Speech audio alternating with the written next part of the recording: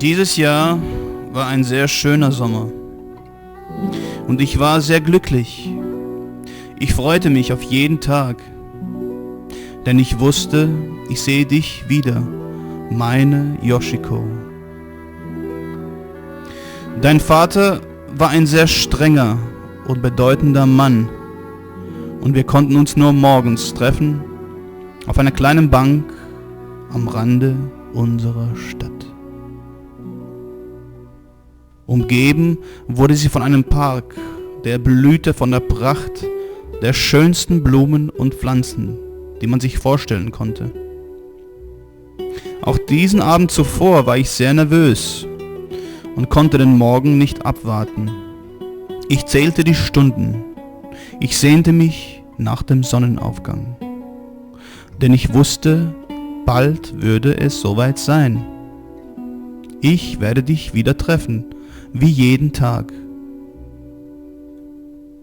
Und jedes Mal wird es so sein, wie das erste Mal, auf unserer kleinen Bank am Rande unserer Stadt. Wie üblich war ich natürlich schon früher im Park, denn ich hatte es nicht weit. Du dagegen musstest aus der Stadt eine große Entfernung auf dich nehmen, so dass dein Vater dir nicht auf die Schliche kommt. Er war ein hoher Offizier und ein bedeutender Mann in der japanischen Gesellschaft. Deine Hochzeit war schon so gut wie arrangiert. Es war ein reicher Mann aus gutem Hause, doch du liebtest ihn nicht. Nein, du liebtest mich. Mich. Wer war ich schon? Ein Niemand.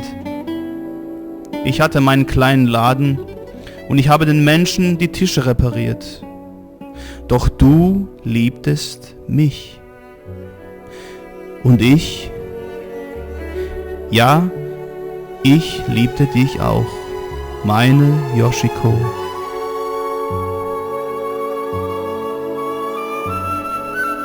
Nun saß ich auf unserer Bank mit deiner Lieblingsblume und konnte es nicht erwarten.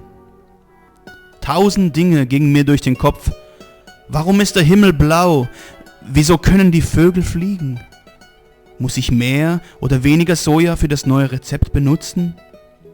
Wieso stellte ich mir überhaupt diese Fragen? Mein Herz pochte. Und dann sah ich dich. Du kamst den kleinen Hügel rauf und ein Lächeln verriet mir, dass ich meine Freude mit dir teilen konnte. Denn einen schönen Moment mit einem Menschen zu teilen, ist der Inbegriff der Glückseligkeit. Und die Fragen, was ist mit den Fragen? Plötzlich gab es keine Fragen mehr. Sie waren unwichtig geworden. Diese Stunde mit dir auf unserer Bank, die wir jeden Morgen verbrachten, war die schönste Zeit in meinem Leben. Und während du mit einem Lächeln davon erzählt hast, wie du den letzten Tag zu Hause verbrachtest, lächelte ich mit dir und hörte dir zu. Doch innerlich weinte ich vor Glück und Dankbarkeit, diesen Moment erleben zu dürfen. Du fragtest mich, wieso lachst du? Machst du dich über mich lustig? Ich sagte, nein, ich höre dir nur gerne zu.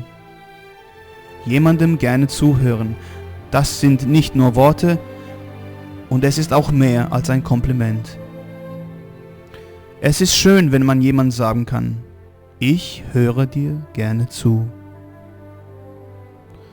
Ich hielt deine Hand und diese Stunde, nein, sie war keine Stunde, sie kam mir vor wie eine Sekunde.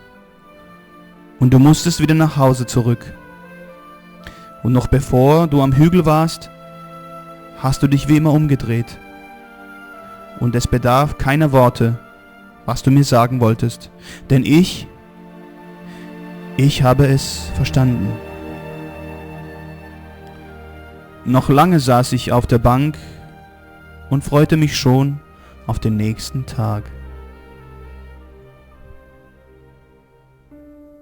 Der nächste Morgen.